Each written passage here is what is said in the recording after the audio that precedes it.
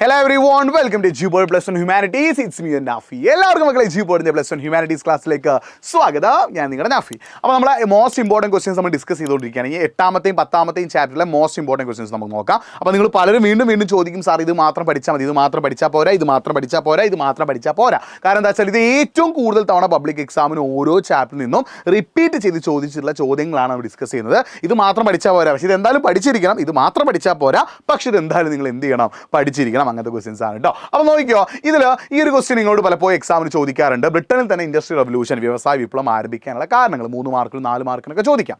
ഒന്നാമത് എന്താ, ബ്രിട്ടനിൽ ഒരു പൊളിറ്റിക്കൽ സ്റ്റെബിലിറ്റി, ഒരു രാഷ്ട്രീയ സുസ്ഥിരത അല്ലെങ്കിൽ നല്ല രീതിയിലൊരു ഗവൺമെൻറ് എവിടെ ഉണ്ടായിരുന്നു, ബ്രിട്ടനിൽ ഉണ്ടായിരുന്നു. അതാണ് ഒന്നാമത്തെ കാരണം. രണ്ടാമത് എന്താ, ബ്രിട്ടൻ്റെ മാർക്കറ്റിന് ഒരു നാഷണൽ ക്യാരക്ടർ, അല്ലെ ബ്രിട്ടൻ്റെ മാർക്കറ്റിന് എന്തുണ്ട്, ഒരു നാഷണൽ ക്യാരക്ടർ അഥവാ ഒരു ദേശീയ സ്വഭാവം ഉണ്ടായിരുന്നു. പിന്നെ ബ്രിട്ടനിൽ പണ്ട് മുതൽ എന്ത് ചെയ്യാണ്, മണി അഥവാ ക്യാഷ് അഥവാ പണം എന്ത് ചെയ്തിരുന്നു, ഉപയോഗിച്ചിരുന്നു. അതുമാത്രമല്ല, ബ്രിട്ടനിൽ എന്തുണ്ടായിട്ടുണ്ട്, അഗ്രികൾച്ചർ റവല്യൂഷൻ അഥവാ കാർഷിക വിപ്ലവം. നിങ്ങൾ ബ്രിട്ടനിൽ എന്തുണ്ടായിട്ട് അഗ്രികൾച്ചർ റവല്യൂഷൻ അഥവാ കാർഷിക വിപ്ലവം ഈ ഇൻഡസ്ട്രിയൽ റവല്യൂഷൻ അഥവാ വ്യവസായ വിപ്ലവത്തിന് മുമ്പുണ്ടായി. അത് ബ്രിട്ടൻ ഇൻഡസ്ട്രിയൽ റവല്യൂഷൻ ഒരുപാട് സഹായിച്ചു. അതുമാത്രം ബ്രിട്ടനിലെ സിറ്റീസ്, ലണ്ടൻ ആണെങ്കിലും മാഞ്ചസ്റ്റർ ആണെങ്കിലും ബർമിംഗ്ഹാം ആണെങ്കിലും ബ്രിട്ടനിലെ സിറ്റീസ് ഒക്കെ എന്തായിരുന്നു, വളരെ എഫിഷ്യൻ്റ് ആയിട്ടുള്ള അടിപൊളിയായിട്ടുള്ള സിറ്റീസ് ആയിരുന്നു. പിന്നെ അത് മാത്രം ബ്രിട്ടനിൽ നല്ല രീതിയിൽ വാട്ടർ ട്രാൻസ്പോർട്ടേഷൻ വേണ്ട കാര്യങ്ങൾ ഉണ്ടായിരുന്നു, ബാങ്കുകൾ ഉണ്ടായിരുന്നു. ബ്രിട്ടനിൽ എന്താണ്, വില്ലേജിൽ നിന്ന് സിറ്റീസിലേക്ക് ആളുകൾ മൈഗ്രേറ്റ് ചെയ്തു, ഫാക്ടറിയിൽ ജോലി ചെയ്യാനായിട്ട് ആളുകൾ മൈഗ്രേറ്റ് ചെയ്തു. ഈ കാരണങ്ങൾ കൊണ്ടൊക്കെ തന്നെ ബ്രിട്ടനിലാണ് എന്ത് സ്റ്റാർട്ട് ചെയ്തത്, ഇൻഡസ്ട്രിയൽ റവല്യൂഷൻ. പിന്നെ ശ്രദ്ധിക്കണേ, ഇങ്ങനെ ഒരു മാത്സ് ഓഫ് ഫോളോയിങ് കണ്ടോ, ഇങ്ങനെ ഒരു മാത്സ് ഓഫ് ഫോളോയിങ് എക്സാമിന് കൂടുതൽ തവണ ചോദിച്ചിട്ടുള്ളത് ഈ ഒരു ചാപ്റ്ററാണ്. അങ്ങനെ മാത്സ് ഓഫ് ഫോളോയിങ് ചോദിക്കുക എന്ത് നാടാ, ഈ ഒരു ഇൻസ്ട്രുമെൻറ്റും ആ ഇൻസ്ട്രുമെൻറ്റ് കണ്ടുപിടിച്ച ആളുടെ പേരുമായിട്ട് ബന്ധപ്പെട്ടിട്ടാണ്. അപ്പോൾ ഈ ഒരു മാത്സ് ഓഫ് ഫോളോയിങ് കണ്ടോ, ഇതേപോലുള്ള മാത്സ് ഓഫ് ഫോളോയിങ് എന്ത് ചെയ്യും, എക്സാമിന് ചോദിക്കും. അങ്ങനെ ഒരു മാത്സ് ഓഫ് ഫോളോയിങ് ചോദിക്കുക ഇങ്ങനെയാണ് കേട്ടോ. അപ്പോൾ ഫ്ലൈയിങ് ഷട്ടിൽ കണ്ടുപിടിച്ചതാരാ, ജോൺ കെ ആണ്. ശ്രദ്ധിച്ചു വെച്ചോ, ഫ്ലൈയിങ് ഷട്ടിൽ കണ്ടുപിടിച്ചതാരാ, ജോൺ കെ ആണ്. സ്പിന്നിങ് ചെന്നി കണ്ടുപിടിച്ചതാരാണ്, ജെയിംസ് ഹാർഗ്രേവ്സ് ആണ്. വാട്ടർ ഫ്രെയിം കണ്ടുപിടിച്ചതാരാ, റിച്ചാർഡ് ആർക്വൈറ്റ് ആണ്. ശ്രദ്ധിക്കുന്നത്, വാട്ടർ ഫ്രെയിം കണ്ടുപിടിച്ചതാരാ, റിച്ചാർഡ് ആർക്വൈറ്റ് ആണ്. മ്യൂള് കണ്ടുപിടിച്ചതാരാ, സാമുവൽ ക്രോംപ്റ്റൺ ആണ്. പവർലൂം കണ്ടുപിടിച്ചതാരാ, എഡ്മണ്ട് കോട്രേറ്റ് ആണ്. കോട്ടൺ ഗിന്ന് കണ്ടുപിടിച്ചതാരാ, എലി വിറ്റിനി ആട്ടോ. അപ്പോൾ ഇങ്ങനെയുള്ള ആളുകളുടെ പേരും അവർ കണ്ടുപിടിച്ച ഇൻസ്ട്രുമെൻറ്റുമായിട്ട് ബന്ധപ്പെട്ടിട്ട് എന്ത് ചെയ്തേക്കാം, ഒരു മാത്സ് ദ ഫോളോയിങ് എന്ത് ചെയ്തേക്കാം, ചോദിച്ചേക്കാം. പഠിച്ചു വെക്കണേ, വളരെ വളരെ ഇമ്പോർട്ടൻ്റ് ആണ്. അപ്പോൾ മക്കളെ, നമ്മൾ യൂട്യൂബിൽ വളരെ കുറച്ച് ക്ലാസ്സുകൾ നിങ്ങൾക്ക് പ്ലസ് 2 എത്തിയാൽ നമ്മൾ തരുള്ളൂ. നമ്മുടെ കൂടുതൽ ക്ലാസ്സുകൾ ഉണ്ടാവും എവിടെയാണ്, എജ്യൂപോയുടെ ബാച്ചിലാണ്. അവിടെ നിങ്ങൾക്ക് റെക്കോർഡ് ക്ലാസ് ഉണ്ടാവും, ലൈവ് ക്ലാസ് ഉണ്ടാവും, PYQs ഉണ്ടാവും, സ്റ്റഡി മെറ്റീരിയൽസ് ഉണ്ടാവും, ഡൗട്ട് ക്ലിയർ ചെയ്യാൻ ഓപ്ഷൻസ് ഉണ്ടാവും, നിങ്ങളെ സപ്പോർട്ട് ചെയ്യാൻ മെൻറ്റർമാരുണ്ടാവും, എല്ലാം ഉണ്ടാവും. എജ്യൂപോയുടെ സൂപ്പർ ബാച്ചിലാണ്. യൂട്യൂബ് ക്ലാസ്സിന് മാത്രം ഡിപ്പെൻഡ് ചെയ്ത്, കാരണം പ്ലസ് 1നേക്കാൾ കൂടുതൽ നിങ്ങൾക്ക് പഠിക്കാനുള്ളത് പ്ലസ് 2ലാണ്. ഒരുപാട് കണ്ടന്റ് കൂടുതൽ നിങ്ങൾക്ക് പ്ലസ് 2 പഠിക്കാനുണ്ട്. പ്ലസ് 2 ഉഷാറാക്കണമെങ്കിൽ തുടക്കം മുതലേ പഠിച്ചേ പറ്റും. അതിനാണ് എജ്യൂപോയുടെ സൂപ്പർ ബാച്ച്. എജ്യൂപോയുടെ ബാച്ചിൽ ജോയിൻ ചെയ്ത് പഠിച്ചോ, കാര്യങ്ങൾ സെറ്റ് ആകും. സോ കമന്റ് ബോക്സ് നമ്മളൊരു ഫോം പിൻ ചെയ്ത് വെച്ചിട്ടുണ്ട്, ഫോം ഒന്ന് ഫില്ല് ചെയ്യുക, അല്ലെങ്കിൽ nafi.ejupo എന്ന ഇൻസ്റ്റാഗ്രാം പേജിലേക്ക് ഒന്ന് മെസ്സേജ് അയച്ചിട്ടോ. ഇനി ശ്രദ്ധിക്കണേ, ഈ ഒരു ക്വസ്റ്റ്യൻ കണ്ടോ, ഇൻഡസ്ട്രിയൽ റവല്യൂഷൻ്റെ ഭാഗമായിട്ട് എന്ത് ചെയ്യുക, കനാലിൻ്റെയും റെയിൽവേയുടെയും ഹെൽപ്പാണ്. അപ്പോൾ ശ്രദ്ധിക്കണേ, ആദ്യ കാലങ്ങളിൽ റോഡുകൾ ഉണ്ടായിട്ടുണ്ടെങ്കിലും ബ്രിട്ടനിൽ ഇൻഡസ്ട്രിയൽ റവല്യൂഷനിൽ, അതായത് വില്ലേജിലാണ് എന്തുണ്ടാവുക, മൈനുകൾ അഥവാ ഖനികൾ ഉണ്ടാവുക.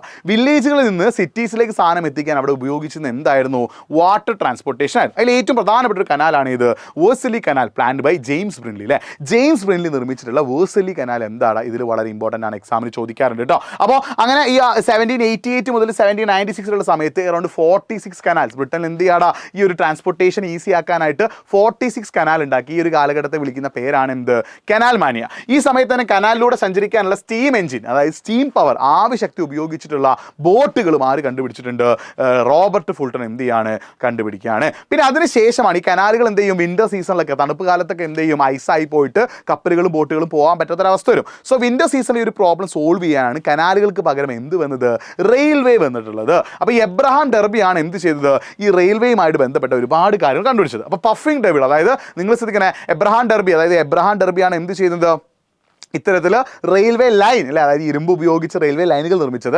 അതിനുശേഷം റെയിൽവേ എഞ്ചിൻ എന്ത് ചെയ്യാടാ, റിച്ചാർഡ് ട്രിത്വിക്കിൻ്റെ പഫിംഗ് ഡെവിളും, അതേപോലെ തന്നെ ജോർജ് സ്റ്റീഫൻസ് എന്ന ബ്ലെച്ചർ പോലുള്ള എഞ്ചിനുകൾ എന്ത് ചെയ്യാണ്, വളരെയധികം എന്ത് ചെയ്തിട്ടുണ്ട്, ഈ റെയിൽവേ ഇതിൽ ഹെൽപ്പ് ചെയ്തിട്ടുണ്ട്. അപ്പോൾ ഈ പോയിന്റ്സ് ഇതിലേക്ക് എന്ത് ചെയ്യുക, ആഡ് ചെയ്ത് വെക്കുക.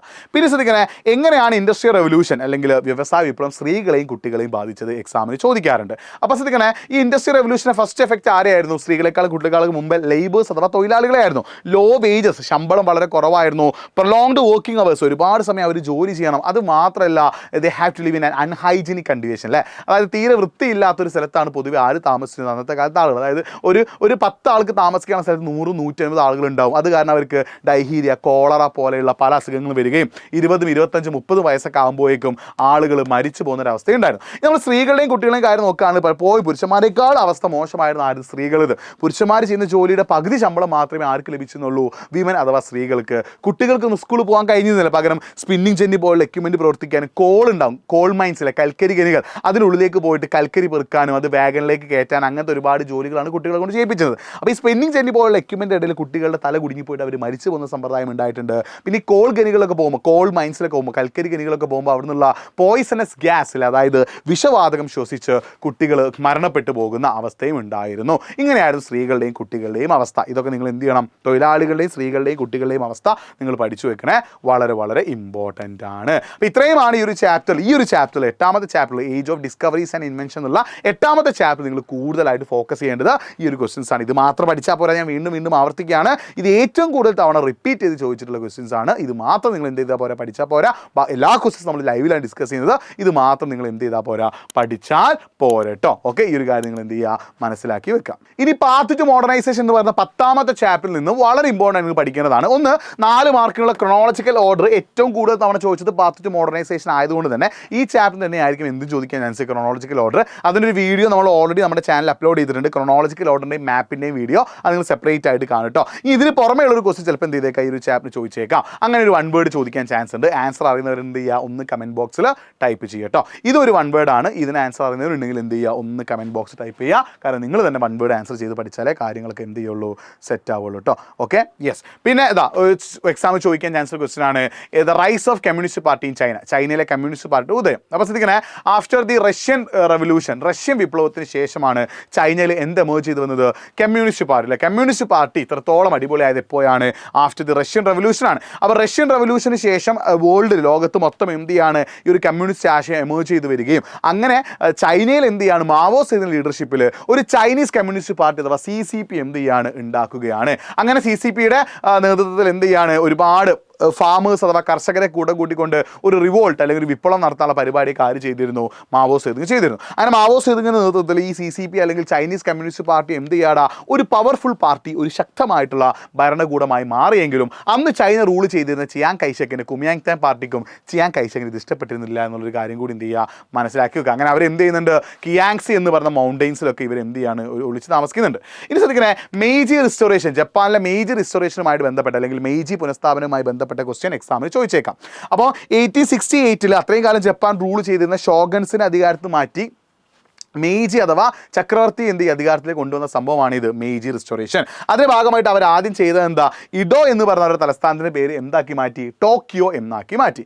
അത് മാത്രമല്ല എന്ത് ചെയ്തു, പൊളിറ്റിക്കൽ റിഫോംസ്, ഒരുപാട് രാഷ്ട്രീയ പരിഷ്കാരങ്ങൾ അവർ എന്ത് ചെയ്തു, കൊണ്ടുവന്നു. അപ്പോൾ ഒരു എഫിഷ്യൻ്റ് ആയിട്ടുള്ള ഒരു ആർമി, നല്ല ശക്തമായിട്ടുള്ളൊരു സൈന്യത്തെ അവർ കൊണ്ടുവന്നു. അതേപോലെ എഡ്യൂക്കേഷൻ, എല്ലാവർക്കും സ്ത്രീകൾക്ക് ആദ്യമായിട്ട് വിദ്യാഭ്യാസം കൊടുത്ത് എപ്പോഴാണ്, ആഫ്റ്റർ മെയ്ജി റിസ്റ്റോറേഷൻ ആണ്. അത് മാത്രമല്ല എന്ത് ചെയ്തിട്ടുണ്ട്, ഇതിനായിട്ട് ജനങ്ങൾക്കിടയിൽ ഒരു പുതിയ ഗവൺമെൻറ്റും ഒരു പുതിയ ഭരണഘടനയും ഇന്ന് കോൺസ്റ്റിറ്റ്യൂഷൻ എന്ത് ചെയ്ത് അവർ കൊണ്ടുവന്നു.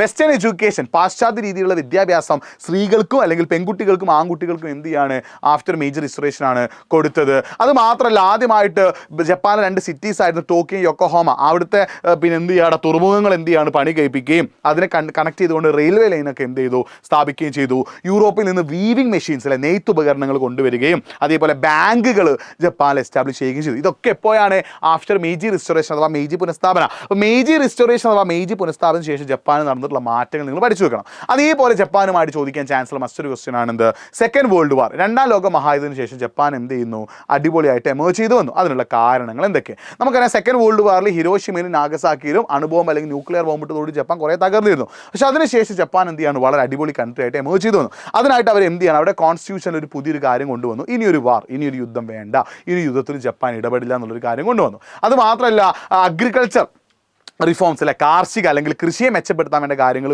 ചെയ്യുകയും പൊളിറ്റിക്കൽ പാർട്ടീസ് രാഷ്ട്രീയ പാർട്ടികളും ലേബർ യൂണിയൻസ് അഥവാ തൊഴിലാളി യൂണിയനുകളും സ്ഥാപിക്കുകയും ചെയ്തു. അതുമാത്രമല്ല ഇതിനുശേഷം ജപ്പാനിൽ ഇലക്ഷൻ നടക്കുകയും സ്ത്രീകൾക്ക് ആദ്യമായി വോട്ടവകാശം കൊടുക്കുകയും ചെയ്തു. അങ്ങനെ ജപ്പാനിൽ ഒരുപാട് മാറ്റങ്ങൾ വന്നു. ഫോറിൻ കൺട്രീസിൽ നിന്നുള്ള കമ്പനികളെ ജപ്പാനിലേക്ക് കൊണ്ടുവന്നു. ജപ്പാൻ ഒരുപാട് കാര്യങ്ങൾ പ്രൊഡ്യൂസ് ചെയ്ത് ഫോറിൻ കൺട്രീസിലേക്ക് എക്സ്പോർട്ട് ചെയ്തു. അതേപോലെ 1964 ജപ്പാനിൽ ബുള്ളറ്റ് ട്രെയിൻ ഓടുകയും അതേ വർഷം ജപ്പാനിൽ ഒളിമ്പിക്സ് നടക്കുകയും ചെയ്തു. ഇതിലൂടെയൊക്കെ ജപ്പാൻ എന്തായി അടിപൊളിയായിട്ട് വളർന്നു വന്നു.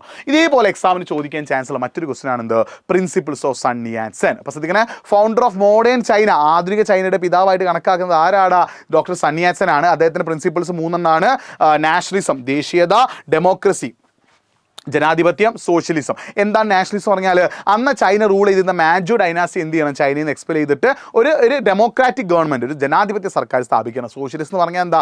എല്ലാവരെയും ഈക്വലായി കാണണം, എല്ലാവർക്കും തുല്യ അവകാശങ്ങൾ കൊടുക്കണം. ഇതാണ് എന്ത് സൺ യാറ്റ്സെൻ്റെ 3 പ്രിൻസിപ്പിൾസ്. ഓർത്ത് വെച്ചിട്ടോ. അപ്പോൾ ഇത്രയുമാണ് ഈ ഒരു ചാപ്റ്ററിൽ നിങ്ങൾ ഏറ്റവും ഇമ്പോർട്ടൻ്റ് ആയിട്ട് പഠിച്ചു വെക്കേണ്ടത്. ഇത് മാത്രം പഠിച്ചാൽ പോരാ, വേറെയും ഒരുപാട് ക്വസ്റ്റ്യൻസ് എന്ത് ഈ ഒരു ചാപ്റ്ററിന് ചോദിക്കാൻ ചാൻസ് ഉണ്ട്. These are the most important questions. നിർബന്ധമായിട്ട് എന്ത് ചെയ്യുക? നിങ്ങളിത് പഠിച്ചു വെക്കട്ടെ. It's very very important. അപ്പോൾ ഇത് മാത്രം പഠിച്ചാൽ പോരാ, ഞാൻ വീണ്ടും റിപ്പീറ്റ് ചെയ്യാണ്.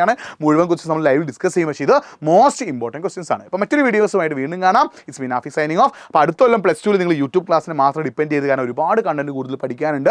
+2 സെറ്റ് ആക്കണമെങ്കിൽ നിങ്ങൾ എജ്യൂപോർട്ട് സൂപ്പർ ബാച്ചിൽ ജോയിൻ ചെയ്യണം. കമന്റ് ബോക്സിൽ ഫോം ഫില്ല് ചെയ്യുകയോ nafi.ejupod ഇൻസ്റ്റാഗ്രാം പേജിലേക്ക് മെസ്സേജ് അയക്കുകയോ ചെയ്തോ. വീണ്ടും കാണാം. It's me Nafi signing off. By.